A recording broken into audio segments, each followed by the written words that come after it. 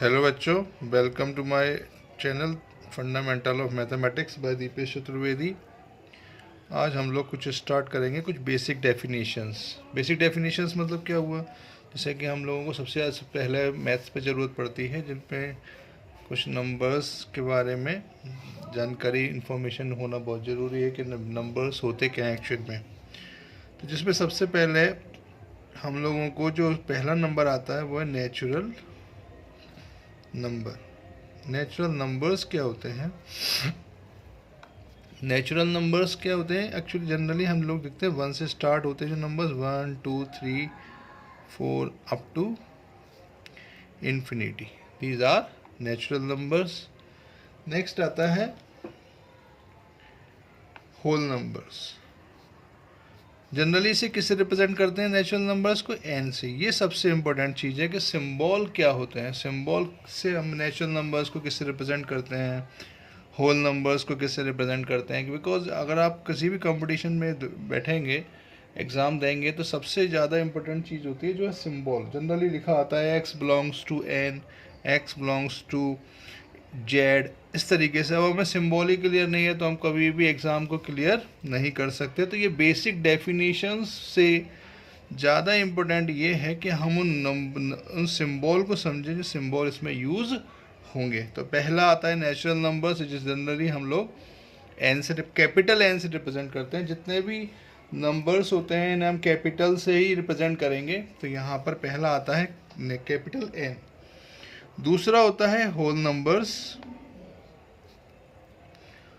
Whole numbers जो होते हैं ये स्टार्ट होते हैं 1 से, 0 से, और यहाँ पर 0 से स्टार्ट होके ये numbers up to infinity. Generally हम इसे W से रिप्रेजेंट करते हैं। तो ये होते हैं होल नंबर्स। एंड इसके बाद आता है तीसरा जो पार्ट है, जो सबसे इम्पोर्टेंट पार्ट है, जिसे हम लोग बोलते हैं इंटीजर्स। इंटीजर्स को जनरली हम लोग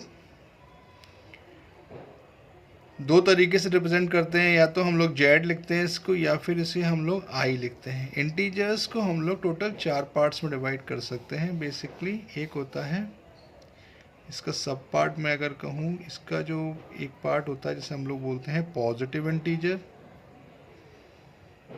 पॉजिटिव इंटीजर्स,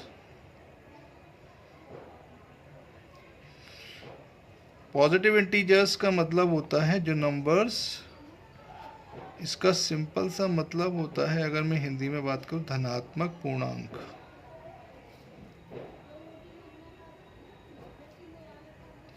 होल नंबर्स को हम लोग बोलते हैं पूर्ण संख्याएं। तो पॉजिटिव इंटीजर्स का मतलब होता है जो नंबर्स पॉजिटिव होते हैं, इंटीजर होते हैं। मतलब यहाँ पर स्टार्ट होता है 1 से, तो 1 2 3 अप टू इन्फिनिटी, इसे हम लोग बोलते हैं पॉजिटिव इंटीजर्स। देन आता है दूसरा, जिसे हम लोग पॉजिटिव इंटीजर्स को, अगर मैं बात करूं दूसरा, तो पॉजिटिव इंटीजर्स को कुछ आप देखेंगे बुक्स में, अगर देखेंगे तो जनरली इस तरीके से भी लिख देते हैं, आई पर प्लस लगा दिया या फिर जेड पर प्लस लगा दिया। तो इसका सिंपली मतलब होता है आई प्लस या फिर जेड प्लस। तो इसका सिंपली मतलब होता है कि ये पॉजिटिव इंटीजर्स की बात की जा रही है। मैं बार बार फोकस कर रहा हूँ कि आप लोगों को जो सिंबल है उन पर फोकस करना बहुत ज़रूरी है, बिकॉज एग्ज़ाम में सिंबल देते हैं और उसका मतलब आपको पता होना बहुत ज़रूरी है। दूसरा आता है नेगेटिव इंटीजर्स।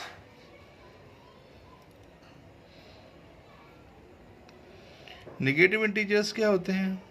जो नेगेटिव होते हैं इसे जनरली हम लोग आई माइनस, या फिर मैं सिंपली कहूँ जेड माइनस से रिप्रेजेंट करते हैं। इसे बोलते हैं ऋणात्मक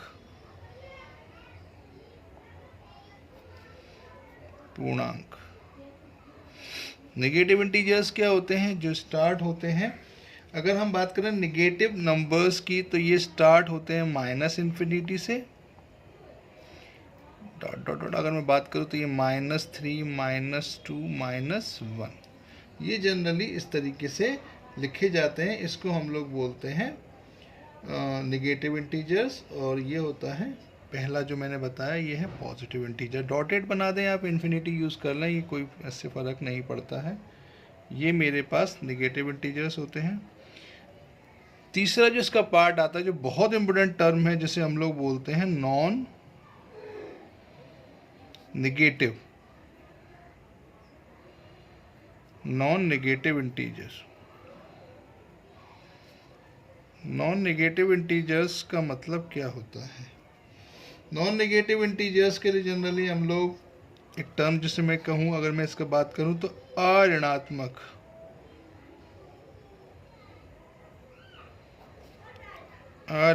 पूर्णांक। सिंपली अगर मैं कहूँ जो नेगेटिव नंबर्स नहीं है उसे हम लोग बोलेंगे नॉन नेगेटिव। तो फिर नॉन नेगेटिव और पॉजिटिव में अंतर क्या है? जो नेगेटिव, नॉन नेगेटिव मीन्स जो नंबर्स नेगेटिव नहीं है।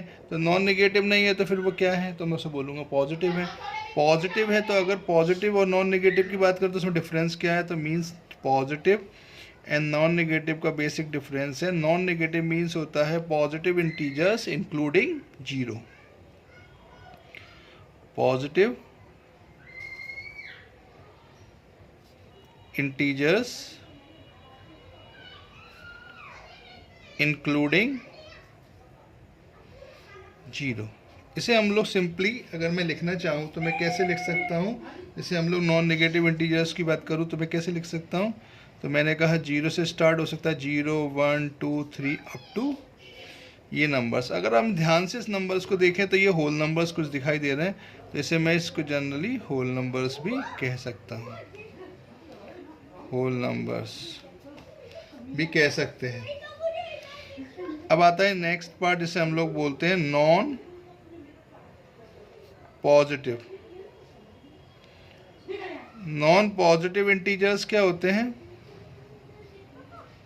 अगर मैं सिंपल बात करूं इसको बोलते हैं अधनात्मक।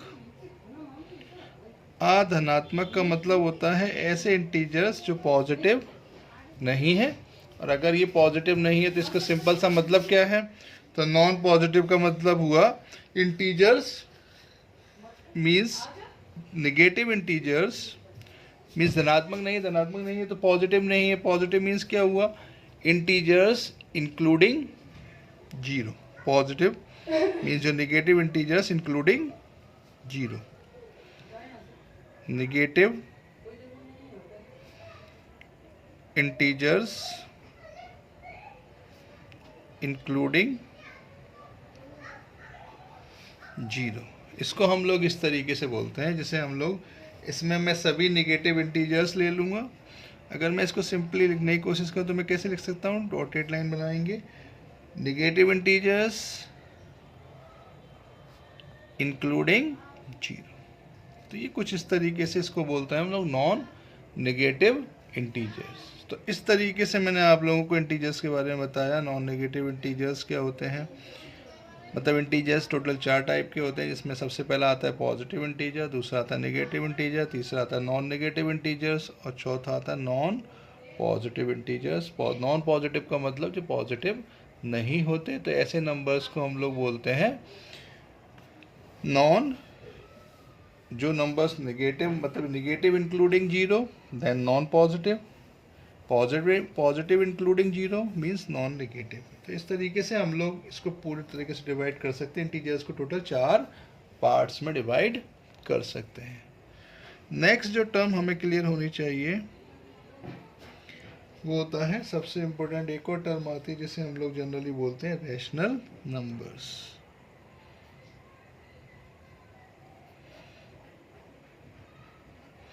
रैशनल नंबर्स को जनरली हम लोग बोलते हैं परमेय संख्याएं। अब यहाँ पे एक चीज़ और दिमाग में रखेंगे हम लोग कि यहाँ पर जब मैंने इंटीजर्स की बात की थी तो इंटीजर्स में मैंने कहा था कि पॉजिटिव इंटीजर्स होते हैं, नेगेटिव इंटीजर्स होते हैं, नॉन नेगेटिव इंटीजर्स होते हैं, नॉन पॉजिटिव इंटीजर्स होते हैं। तो इसमें हमें एक चीज़ ध्यान रखनी चाहिए कि यहाँ पर अगर हम ध्यान से देखें, पॉजिटिव इंटीजर्स जो होते हैं वो एक्चुअली नेचुरल नंबर ही होते हैं। तो मैं इसको नेचुरल नंबर्स बोल सकता हूँ। याद करने का एक तरीका है, ये नेचुरल नंबर्स ही हैं। और यहाँ पर अगर मैं बात करूँ नेगेटिव इंटीजर्स, नेगेटिव इंटीजर्स आपको नहीं दिखेंगे, नॉन नेगेटिव के लिए कोई सिंबल यूज़ नहीं करेंगे जनरली हम लोग, और नॉन पॉजिटिव के लिए भी सिंबल यूज़ नहीं करते इस तरीके से। वो दूसरे तरीके की जो सिंबल यूज़ होंगे वो मैं बाद में बताऊंगा, डिस्कस को हम बाद में डिस्कस करेंगे। तो सबसे पहले बात करें रैशनल नंबर्स। रैशनल नंबर्स के लिए जो हम लोग सिंबल यूज़ करते हैं वो जनरली होता है क्यू। अब रैशनल नंबर्स की डेफिनेशन थोड़ा क्लियर होना चाहिए। Rational numbers are those numbers which are in the form of p upon q. Rational numbers are those numbers which can be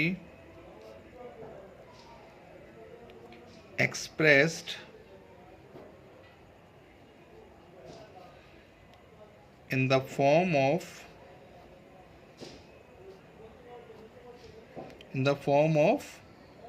p upon q।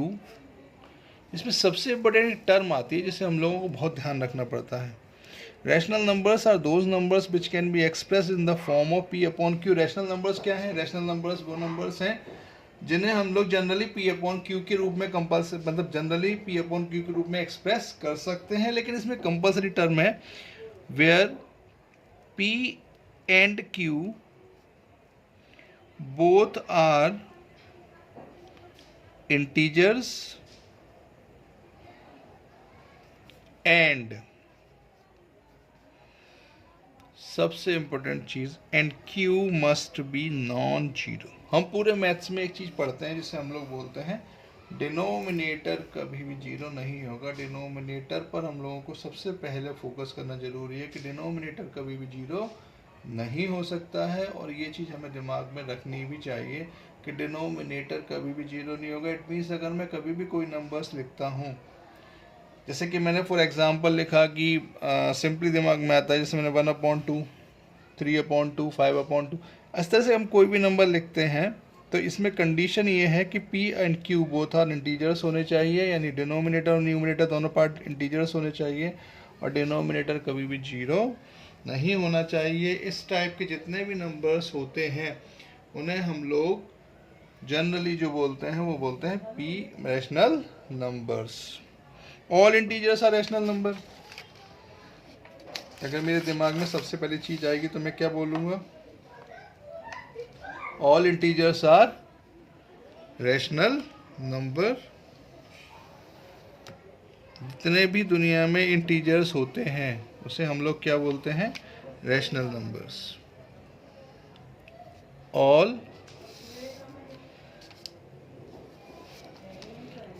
All integers are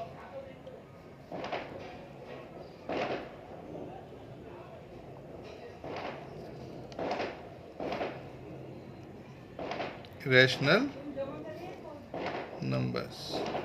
जितने भी मैं दुनिया में rational integers को जानता हूँ मैं सब कहूँगा कि इंटीजर्स को हम लोग एक्सप्रेस कर सकते हैं। इवन जीरो भी एक इंटीजर होता है, रैशनल नंबर होता है।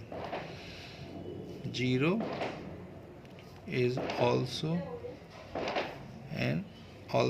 A rational number. ये बहुत दिमाग में कन्फ्यूजन होता है कि जीरो रैशनल होता है, यानी जीरो रैशनल नंबर होता है ऑलवेज, बिकॉज जीरो को हम लोग ऑलवेज एक्सप्रेस कर सकते हैं, किसी फॉर्म में एक्सप्रेस कर दो।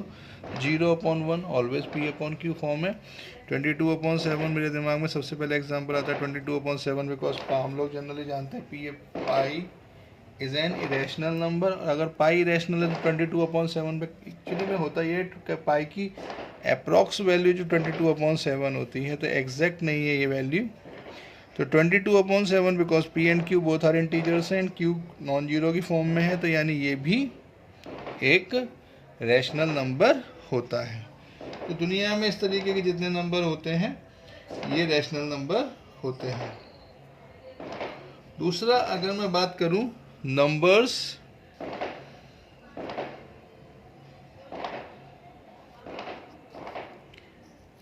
which are non-terminating,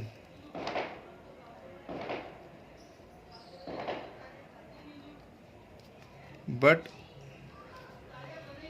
non terminating का मतलब क्या हुआ? जितने भी जो नंबर्स हैं जो नॉन टर्मिनेट यानी कभी ख़त्म ही नहीं हो रहे, चलते जा रहे हैं, जैसे मैंने कहा कि 1 पॉइंट जैसे 0.3333 0.9999 1.3232 इस तरीके से। तो numbers which are non terminating but recurring, इस तरीके के जितने नंबर्स होते हैं, मीन्स जो रिपीट कर रहा है लगातार, नॉन टर्मिनेट लेकिन ख़त्म तो नहीं हो रहा लेकिन रिपीट कर रहा है अपने आप को, इस तरीके के जितने नंबर्स होते हैं उन्हें भी also known as rational numbers. Numbers which are non terminating but recurring also known as rational numbers. जैसे मैंने लिखा एक नंबर सिंपल सा, देखें अगर 0.333333, इस तरीके के हम लोग जितने भी नंबर्स देखते हैं इसे सिंपली हम लोग लिखते हैं 0.3 बार, और कुछ जगह पर आप लोग यहाँ पर इस तरीके से 0.3 डॉट भी देखेंगे। तो इन इस टाइप के जितने भी नंबर्स होते हैं इन सभी नंबर्स को हम लोग क्या बोलते हैं, रैशनल नंबर्स। इस टाइप के नंबर्स को भी हम लोग रैशनल नंबर्स बोलते हैं। जैसे कि मैंने और लिखा, फॉर एग्जांपल मैं अगर कोई भी नंबर लिखता हूँ इसका सिंपल सा मतलब, जैसे मैंने लिखा 0 पॉइंट या फिर 1.2757575, इस टाइप से हम लोग जो भी नंबर्स देखें अगर हम बता पाएँ, इसमें हम प्रेडिक्ट कर पाते हैं कि अगला नेक्स्ट डिजिट क्या होने वाले हैं। तो यहाँ पर हम लोग इसको लिखेंगे 1.275 पर बार लगा देंगे।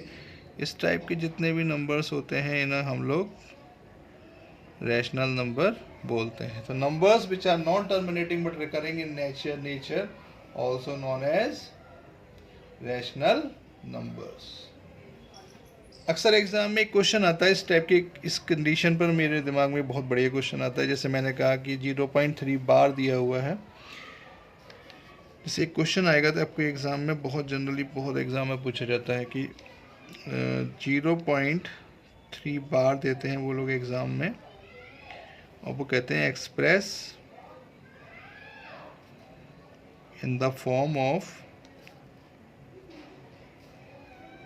P/Q, और रैशनल नंबर्स एक्सप्रेस करना है मुझे इसको। तो इसका सबसे बढ़िया तरीका जो एक एग्ज़ाम में सिखाया जाता है, एक तो तरीका हम लोग स्कूल में सीखते हैं, जो मैं स्कूल का जो जनरली स्कूल्स में सिखाया जाता है मेथड, वो तो हम लोग यहाँ पर यूज़ नहीं करेंगे। हम लोग सबसे बेस्ट अप्रोच यूज़ करेंगे जो हम लोग कंपटीशन में जनरली यूज़ करते हैं, कि अगर मैंने सबसे पहला काम जो आप लोगों को करना है इसको P/Q की फॉर्म में लिखना है, ये तो हमें कंफर्म है कि इसका मतलब क्या है, मेरे दिमाग में पहले ये आना चाहिए कि इसका मतलब क्या है। तो मैंने देखा कि 0.333333 ये इसका मतलब है सिंपली। अब मुझे इसको P/Q की फॉर्म में एक्सप्रेस करना है, तो मेरे दिमाग में सबसे पहले क्या आएगा कि मैं इसका पहली स्टेप ये है कि मैं इसका डेसिमल हटा दूं। तो सबसे पहले मैंने इसका डेसिमल को हटा दिया, तो ये क्या बनेगा, ये बनेगा 3, डेसिमल हट गया ना। अब हमें क्या करना है कि इसके देखो, अगर देखें दो पार्ट इसके दिखाई दे रहे हैं, एक तो इंटीजर पार्ट है, किसी भी डेसिमल जब नंबर हम किसी को लिखते हैं डेसिमल फॉर्म में तो हमारे पास दो पार्ट हो जाते हैं, एक तो इसका इंटीजर पार्ट होता है और एक डेसिमल पार्ट होता है। अब यहाँ इंटीजर पार्ट तो 0 दिख रहा है मुझे, लेकिन डेसिमल पार्ट में मुझे 3 दिख रहा है। तो इंटीजर पार्ट से हमें यहाँ पर कोई मतलब नहीं होता, यहाँ पर इस टाइप का क्वेश्चन जब 0 होता है तो हम लोग क्या करते हैं कि मैंने डेसिमल को हटाया, तो पहली स्टेप तो मेरी क्लियर हो गई कि मेरा नंबर 3 बन गया। लेकिन अब मैं बात करूँगा डिनोमिनेटर की। तो डिनोमिनेटर पे जब हम इसको सॉल्व करते हैं तो यहाँ पर न्यूमिनेटर पार्ट तो ख़त्म हो गया, तो डिनोमिनेटर पार्ट के लिए हम लोग क्या करेंगे कि यहाँ पर जब भी कभी बार लगा हो या डॉट लगा हो, तो बार और डॉट के लिए हम लोग जनरली यूज़ करेंगे 9।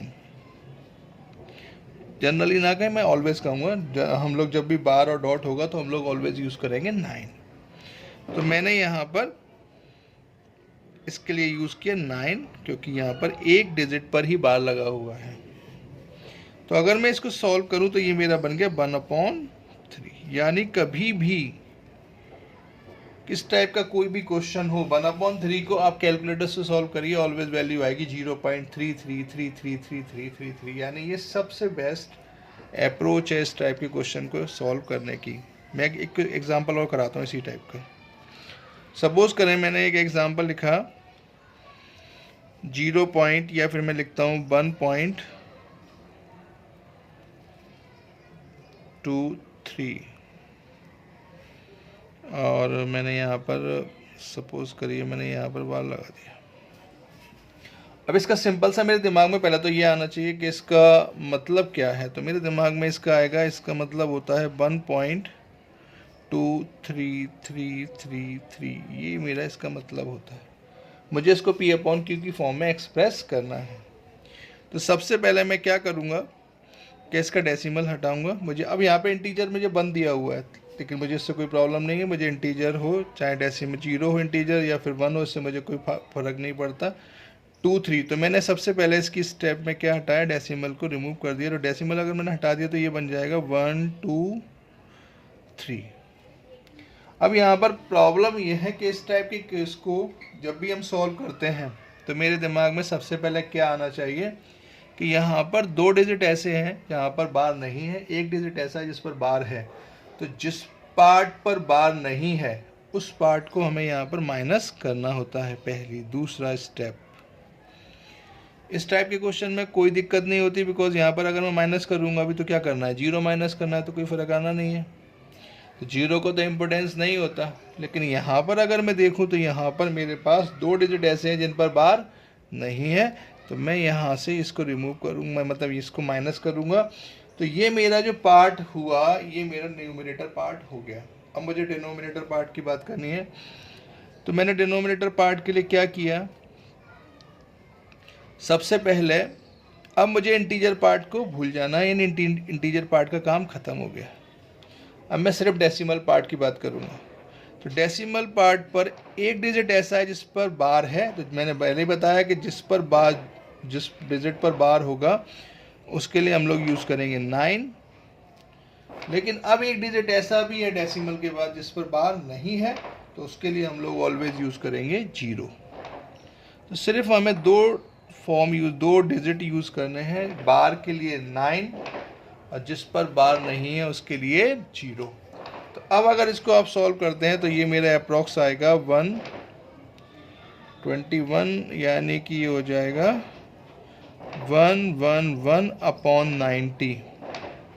आप कैलकुलेटर से कभी भी सॉल्व करेंगे तो यहाँ पर आप देखेंगे कि इसकी वैल्यू जो आएगी वो 1.233333 आएगी। इसके अलावा कुछ भी इसकी वैल्यू नहीं आ सकती। आप कभी भी इस टाइप का क्वेश्चन सॉल्व करके देख लेना। तो मैंने आपको जो तरीका बताया वो तरीका क्या है, मेरे दिमाग में सबसे पहले ये आना चाहिए। तो मेरे दिमाग में तरीका जो आया वो ये है कि हम लोगों ने देख लिया कि यहाँ पर जब भी कभी इस टाइप का क्वेश्चन होगा तो हम सबसे पहला काम क्या करेंगे, डेसिमल हटाएंगे। पहली स्टेप, डेसिमल हटा दिया। दूसरा, अब हम वो पार्ट देखेंगे जहाँ पर बार नहीं है। तो मैंने कहा 2 डिजिट ऐसे हैं जिस पर बार नहीं है, तो जिस पर बार नहीं है हम उसको माइनस करेंगे। दूसरी स्टेप हो गई। माइनस करने से हमारा क्या हुआ, न्यूमरेटर वाला पार्ट खत्म हो गया। अब मैं डिनोमिनेटर पार्ट पर आऊँगा। डिनोमिनेटर पार्ट में हम लोग क्या करेंगे, डिनोमिनेटर पार्ट में हमें सिंपली ये देखना है कि इंटीजर पार्ट से हमें कोई मतलब नहीं है, इंटीजर पार्ट को हम लोग भूल जाएंगे। इंटीजर पार्ट को अगर हम लोग भूल गए तो अब मेरे पास सिर्फ डेसिमल पार्ट में सिर्फ 2 डिजिट है। 1 डिजिट ऐसा है जिस पर बार नहीं है और 1 डिजिट ऐसा है जिस पर बार है। तो जिस पर बार है उसके लिए हम लोग यूज़ करेंगे 9 और जिस पर बार नहीं है उसके लिए यूज़ करेंगे 0। ये मेथड बेस्ट अप्रोच है किसी भी क्वेश्चन को इस टाइप में सॉल्व करने की। आप कितने भी एग्जाम्पल कर सकते हैं इस टाइप से। तो फिर आप कभी भी कोई भी क्वेश्चन कर रहे हैं इस तरीके से, आपको कोई समस्या इस तरीके क्वेश्चन में नहीं आएगी। तो यहाँ पर आ जाए, जैसे कि मान लें एक क्वेश्चन और करते हैं। सपोज करिए जैसे कि मैंने एक एग्जाम्पल और लिया। अगर मैं बात करूँ एक एग्जाम्पल की और की, तो यहाँ पर देखें एक एग्जाम्पल और देखते हैं। सपोज करिए मैंने एक एग्जाम्पल लिया 2.32। अब मैंने सपोज कर दोनों पर बार लगा दिया। अब इससे मुझे कोई फ़र्क नहीं पड़ता। तो सबसे पहला काम मैंने जो बताया आपको क्या करना है, पहली स्टेप डेसिमल भूल जाए तो ये बन जाएगा 232। नाउ अब मैंने देखा कि एक ऐसा डिजिट है जिस पर बार नहीं है, 2 डिजिट पर बार है, तो मैंने जिस डिजिट पर बार नहीं है उसके लिए मैंने किया माइनस। ये मेरा न्यूमरेटर पार्ट खत्म हो गया। नाउ अब मैं इसमें डिनोमिनेटर पार्ट पर आता हूँ। डिनोमिनेटर पार्ट में क्या होगा, इंटीजर पार्ट को भूल जाएंगे। अब मैं न्यूमरेटर पार्ट की बात, सिर्फ डिनोमिनेटर में इंटीजर को भूल गए। अब डिनोमिनेटर सॉल्व करना है, तो मैंने कहा 2 डिजिट बचते हैं डेसिमल के बाद। डेसिमल के बाद जो 2 डिजिट बचते हैं उन दोनों डिजिट पर बार है, तो उसके लिए हम लोग ऑलवेज यूज़ करते हैं। जिस पर बार होता है उसके लिए 9 यूज़ करते हैं, और जिस पर बार नहीं होता उसके लिए 0। यानी मेरा आंसर कुछ इस तरीके से आएगा 230/99। तो ये जो क्वेश्चन का तरीका है, अगर आप इसको भी सॉल्व करेंगे तो देखेंगे कि आपकी वैल्यू क्या आ रही है, ये आपके दिमाग में आना चाहिए। तो सबसे पहले आपके दिमाग में आना चाहिए कि इस टाइप के क्वेश्चन को जब भी हम सॉल्व करेंगे तो मेरा आंसर कुछ इस तरीके का दिखाई देना चाहिए, 2.323232। ये आपके दिमाग में आना चाहिए। तो इस तरीके से आप किसी भी क्वेश्चन को, इस टाइप के क्वेश्चन को सॉल्व कर सकते हैं, और ये बहुत ही अच्छा मेथड है इस तरीके के क्वेश्चन को सॉल्व करने का। लेकिन एक दुनिया में इसके भी एक्सेप्शनल केस कई सारे मिल जाते हैं। एक सबसे बेस्ट एग्जांपल बता रहा हूँ जो इसका एक्सेप्शनल केस है। एक्सेप्शनल समझते होंगे, एक्सेप्शनल का मतलब होता है दुनिया में मैथ्स में कई सारी चीज़ें अपवाद मानी जाती हैं।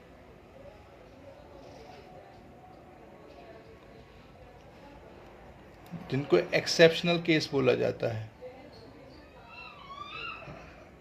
तो एक्सेप्शनल केस में क्या होता है,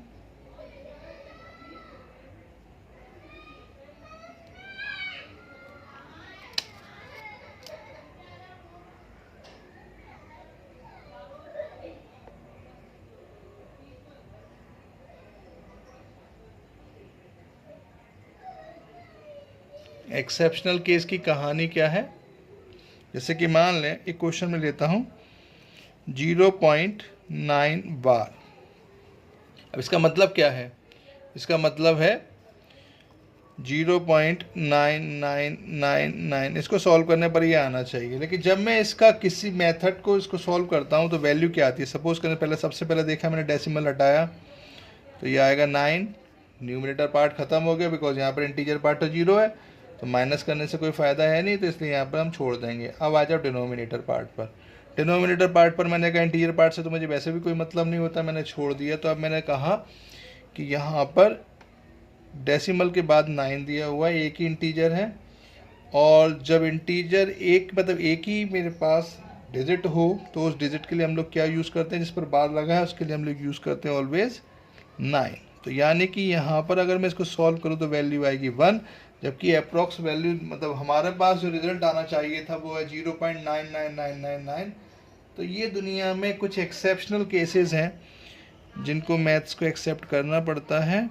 अगर आप इसी तरीके से 0.99 बार करेंगे तो भी यही सब प्रॉब्लम आपको आने वाली है। तो ये आप आई थिंक ये मुझे लगता है कि अब आपको समझ में आई होंगी चीज़ें। तो आप इस तरीके की चीज़ों को, वीडियोस को देखने के लिए देखें। मैं इस सीरीज़ को कंटिन्यू करूँगा रेगुलर बेसिस पर। हम लोग इसको आप समझें कि बेसिक से एडवांस तक हम लोग जाएंगे इस सीरीज़ से। छोटी छोटी चीज़ों पर काम ज़्यादा करेंगे बिकॉज सबसे पहली कंपटीशन की बेसिक रिक्वायरमेंट जो होती है वो हमारी होती है बेसिक चीज़ों पर काम करना, क्योंकि यहीं हम जाकर फंसते हैं। तो आप लोग इसको देखें, समझें, जहाँ प्रॉब्लम आया मुझे बताएं। थैंक्स फॉर वॉचिंग, धन्यवाद।